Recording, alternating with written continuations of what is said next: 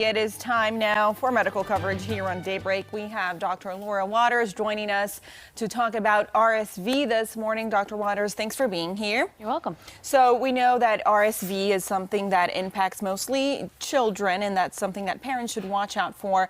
Tell me a little bit about RSV, the symptoms. What should parents be looking out for?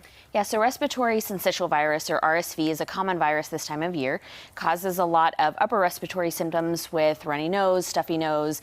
Kids will cough. They can also get a little bit of low-grade fever. And majority of children are going to do well. But those children who are at higher risk, who have chronic respiratory issues, who were former premature babies, or those under the age of 2, definitely are at higher risk for more severe kinds of complications. There are upper respiratory infections that are what's mostly caused by RSV, but the lower respiratory infections are what we worry most about. And those are the things that carry the symptoms of, more difficulty breathing, fast, rapid breathing, where children can sometimes tug underneath their ribs.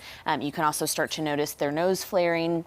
Or wheezing, and if those symptoms are occurring, they definitely need to be seen. Okay, so that's when you would take them to the doctor. If you only notice those upper respiratory issues, you can just watch that at home and see if they get better? Yeah, if they've had symptoms for more than 7 days and they don't seem to be improving, or if their fevers are getting higher, or if they have symptoms at the beginning without a fever and then several days in the fever develops, then we start thinking about secondary infections or worsening infection, and we would want to see those kids.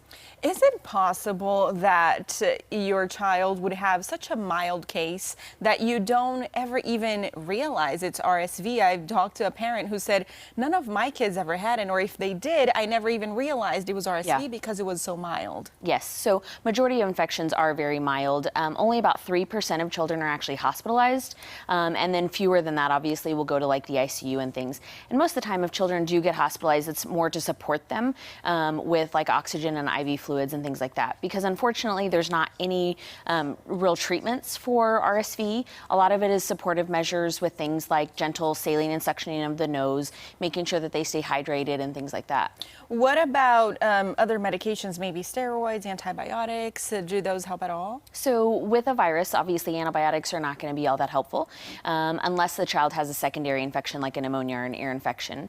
Steroids, unfortunately, have not been found to be helpful. Oftentimes a lot of people will try those to see if they can see some improvement in children, but unfortunately we don't typically see improvement with steroids. What can parents do for prevention, if anything? So, if your kid's in daycare, just make sure that people are washing their hands as best as they can, because unfortunately that's a common way for things to spread. And know that your kids are, unfortunately going to be a little bit sicker when they are in daycare, but that will probably help them out later in the long run because they can be healthier later once they've built up some of that immunity. But a lot of good hand washing is obviously important with any viral infections this season. So yeah, this season, fall and winter, just not RSV as well, but also flu symptoms for kids and things like that. All right.